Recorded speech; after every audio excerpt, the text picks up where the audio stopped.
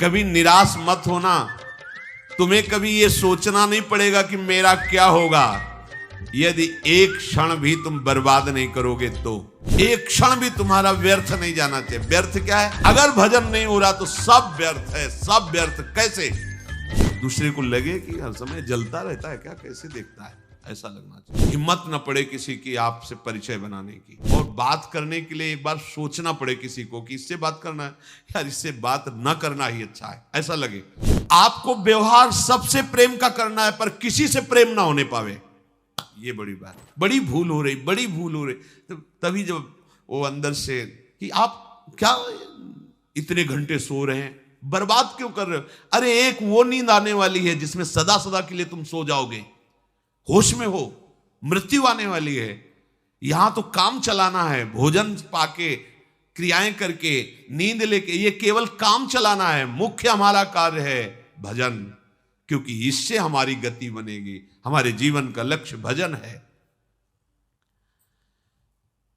प्रभु की बड़ी कृपा, सच मानिए जिसको सत्संग मिल गया, सत्संग में स्नान करने पर फिर और कुछ कोई तीर्थ स्नान करने की जरूरत नहीं रह जाती। स्वाभाविक कैसे? सत्संग का फल है मज्जन फल पेखिए तत्काला, काक होए पिक बको मराला। अगर सत्संग रूपी तीर्थ में स्नान कर लिया तो कौआ कोयल हो जाएगा, बगुला हंस हो जाएगा। इसका तत्काल का प्रभाव है। एक सत्संग का शब्द आपके जीवन को बदल देगा। सत्संग के समान कोई बड़ा तीर्थ नहीं है। अगर इसमें जो रोज अवगाहन करते हैं पर आचरण में उतार ले, कुसंग ना होने पावे, तो सत्संग तुम्हें महात्मा बना देगा। पैंट शर्ट में तुम महात्मा होगे, गृहस्थी में रहते हुए तुम महात्मा होगे। महात्मा कोई बाहरी वेश ही नहीं है, महात्मा एक स्थिति है। महात्मा की एक स्थिति होती है। यह बात बिल्कुल याद रखना। कभी निराश मत होना। तुम्हें कभी यह सोचना नहीं पड़ेगा कि मेरा क्या होगा। यदि एक क्षण भी तुम बर्बाद नहीं करोगे तो बर्बाद व्यर्थ करना। तो यहां अगर भगवत भजन नहीं हो रहा तो सब व्यर्थ जा रहा है। आप देखो यहां सत्य कुछ नहीं, मान लीजिए कुछ सत्य नहीं, दिखाई सब कुछ दे रहा है, कुछ नहीं। ये जादू है, माया का जादू। वो अभी नेत्र सही नहीं, इसलिए आपको ये बात मजाक सी लगेगी। यहां दिखाई सब कुछ दे रहा है, लेकिन जो है वो नहीं दिखाई दे रहा, जो नहीं है वो दिखाई दे रहा है। इसी का नाम माया है। देखो कहां गए अम्मा, कहां गए पप्पा, कहां गए परिवार, खोजो तो नहीं मिलेगा। जो कल विषय था वो कहां गया, जो कल दृश्य था वो कहां गया। वो सब एक स्मृति के गर्त में जमा होता चला जा रहा है। और जब हम सत्य स्मृति करना चाहते हैं तो वही सब हमारे सामने फैल रहा है, वही हमारे सामने सब चला रहा है। असत्य की इतनी जोर की सत्ता की स्मृति बैठ गई कि कुछ नहीं, आंख मूंदो तो पुरानी सब स्मृतियों का रजिस्टर भरा है। इन्हीं को डिलीट करना भगवत प्राप्ति कहते हैं। पूरा स्मरण संसार का खत्म, भगवत स्मरण से भर गया हृदय, उसी को कहते हैं जीवन मुक्त महापुरुष। तो मेरी बात मान लो, एक क्षण भी भजन से बिलग न जाने पावे। सेवक जी महाराज भी कह रहे हैं कि कबहू काल वृथा नहीं जाए। एक क्षण भी तुम्हारा व्यर्थ नहीं जाना चाहिए। व्यर्थ क्या है?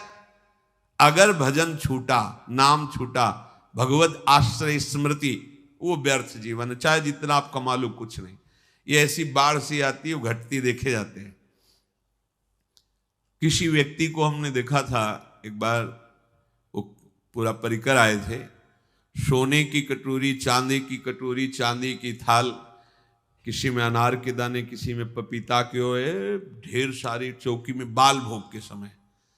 तो पूछा कि उन्हीं के निज जनों से, तो उन्होंने बताया अमुक अमुक अमुक ऐसा ऐसा। फिर कुछ समय बाद वो मिले तो उन्होंने बताया वो जो थे ना, वो इस समय अमुक जगह बंदी है। इतना वैभव, इतना सब। वो किसी बहुत फैक्ट्री के बड़े मालिक थे ऐसा। वो उन्होंने बैंक का कर्जा लिया था ऐसा। ये माया का ऐसे फ्लो चलता है। एक समय सोने की कटोरी और दूसरे समय अल्युमिनियम का कटोरा। बड़ी विचित्र खेल। कभी इस पर भी, ये सत्य नहीं है, ये नाटक है माया का। सत्य है हरिनाम, हरिनामयु हरिनामयु हरिनामयु। मान लीजिए, ये मत समझिए कि हम बाबा जी तो भगवान के पक्ष की बात केवल कह रहे हैं। सत्य विषय यही है, सत्य विषय यही।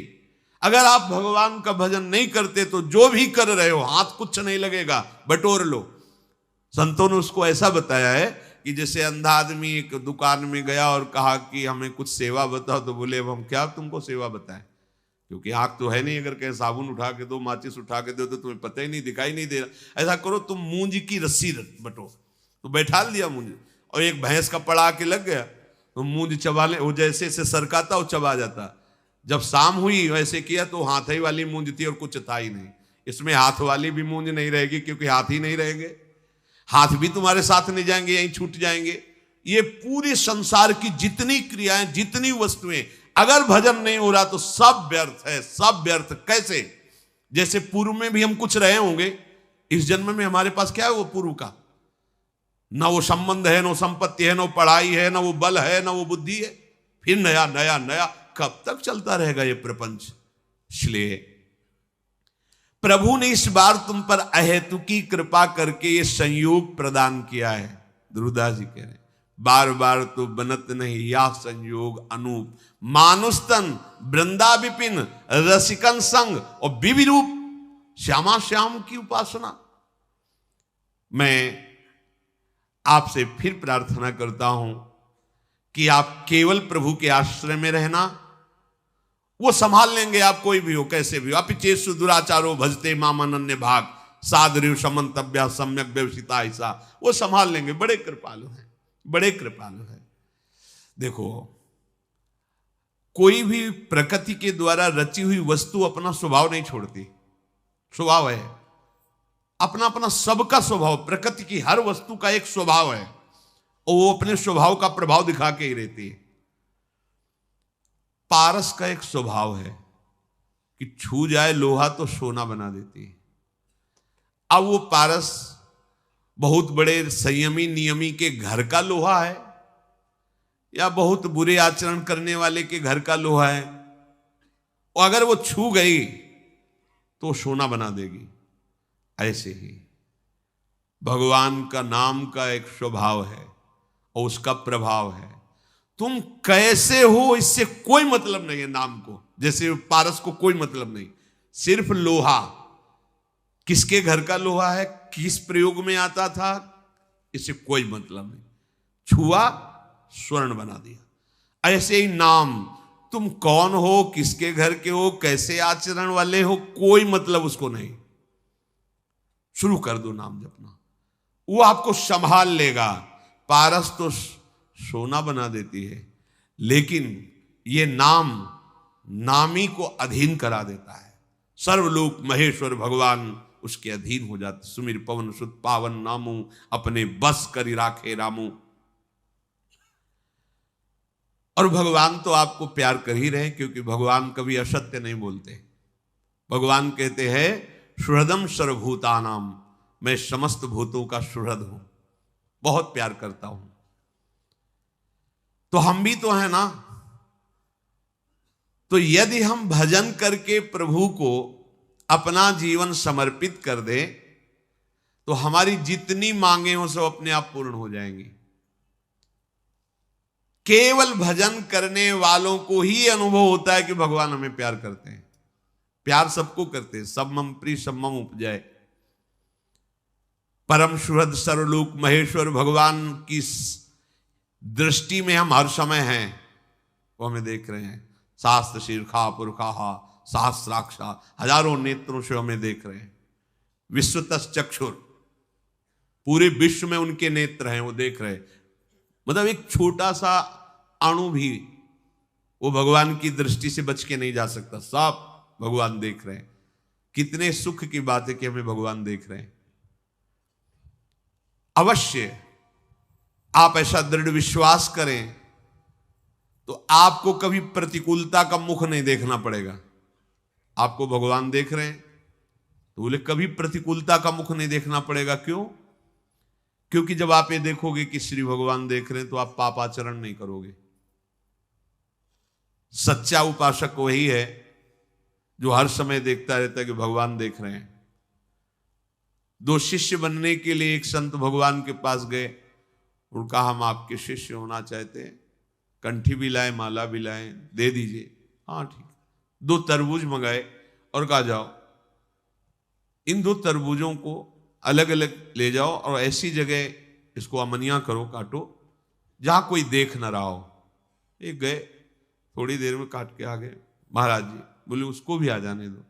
वो शाम तक फिर आए समूचा लेके। तो उनका भाई आपने तो बहुत जल्दी अमनिया करके ले आए। बोले हाँ, एकांत में गए, जंगल था आसपास, देखा कोई नहीं था, अमनिया किया ले आए। क्यों भाई तुम्हें एकांत नहीं मिला? बोले महाराज जी मैं जहां देखता तो मुझे लगता भगवान तो देख ही रहे ना। आपके वचन थे कोई ना देखे, तो भगवान तो देख रहे ना। मुझे कोई ऐसी जगह नहीं दिखाई दी कि जहां भगवान ना देख रहे हो, इसलिए आपकी जो आज्ञा थी कोई ना देखे, तो इसलिए मैं नहीं काट पाया। तो उनसे कहा तुम तरबूज खा लो और जाओ। और उससे कहा तुम आओ, तुम्हें हम दीक्षा देते हैं, क्योंकि तुम इस बात के अधिकारी हो। वास्तविक परमार्थ का पथिक वही है जो सर्वत्र ये बात देखता है कि भगवान मुझे देख रहे हैं। जिस प्रेम से भगवान अधीन होते हैं वो प्रेम केवल नाम से प्रकट होता है। उस प्रेम का पर्यवसान कहीं और ना होने पावे, ये सूक्ष्म बात है। जब आप भजन करोगे तो आपके हृदय में एक आनंद उमगन होती, और अगर उसको संभाल नहीं पाए तो वही काम में नाना प्रकार के भोगों में वो फिसल जाएगी। इसीलिए साधु संग रूपी बाढ़ अत्यंत आवश्यक है। जब साधन की उमगन में हृदय द्रवित होने लगे भजन के प्रभाव से, तो बाहर से आपका स्वभाव कड़ुआ हो जाना चाहिए, उदासीन हो जाना चाहिए, गंभीर शांत। दूसरे को लगे कि हर समय जलता रहता है क्या, कैसे देखता है, ऐसा लगना चाहिए। गंभीर शांत, कोई बात जी, हिम्मत न पड़े किसी की आपसे परिचय बनाने की, ऐसा स्वभाव बनाना चाहिए। ये हम एकांतिक बात अंदर की कहते हैं। जब आपका भजन बढ़ने लगे, आपके हृदय में अनुभव होने लगे कि विकार शांत हो रहे हैं, आनंद का अनुभव, भजन निरंतर चलने का प्रवाह आने लगा है, कुछ दिव्यता आने लगी, उतने ही आपको बाहर से उदासीन हो जाना चाहिए।